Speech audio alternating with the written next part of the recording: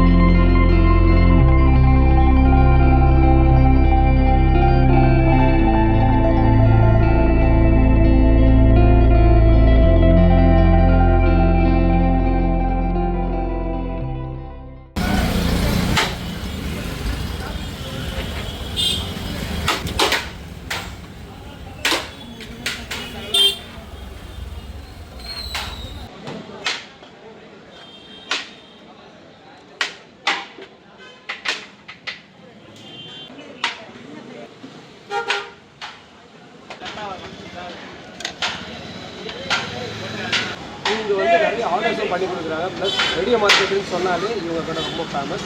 ஏன்னா நான் வந்து சின்ன வயசில் இங்கே வேலை செய்கிற டைம்லேருந்து இங்கே சாப்பிட்டுருக்கேன் அதிகமாக. எனக்கு ரொம்ப பிடிச்ச ஃபேவரட் பிரியாணி இவங்களோட பீஃப் அண்ட் சிக்கன் பிரியாணி. இந்த அளவுக்கு சாஃப்டாக இருக்குன்னா பார்த்துங்க. இங்கே பார்த்துங்க எந்த அளவுக்கு சாஃப்டான பிரியாணி பார்த்தீங்கன்னா நல்லா ஜூஸியான பீசஸ் இருக்கும்.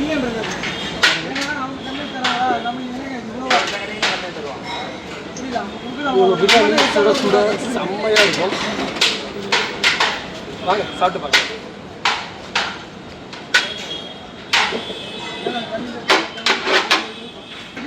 அடிக்கிற வெயிலுக்கு பிரியாணி சாப்பிட்றது கொஞ்சம் சூப்பரான விஷயம் தான்.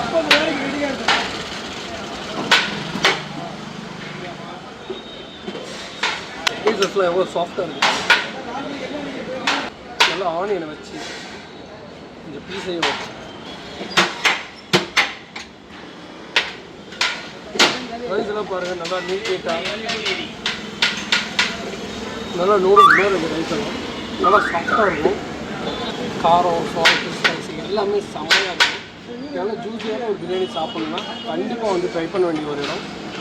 எனக்கு ஃபேவரட்டாக ரொம்ப பிடிச்ச இடம் இது. நான் சில நேரத்தில் எவ்வளோ லாங்கில் இருந்தாலும் இங்கே வந்து சாப்பிட்டுருக்கோம். அந்த மாதிரியான ஒரு பிரியாணி தான் இது. கத்திரிக்காய் பச்சடி பார்த்தீங்கன்னா கிரேவி மாதிரியே இருக்கும். நல்லா எனக்கு ஃபேவரட்டாக கத்திரிக்காய் பச்சடி அவ்வளோ பிடிக்காது. ஆனியன் வச்சு அப்படி சாப்பிட்டு தான் பிடிக்கும்.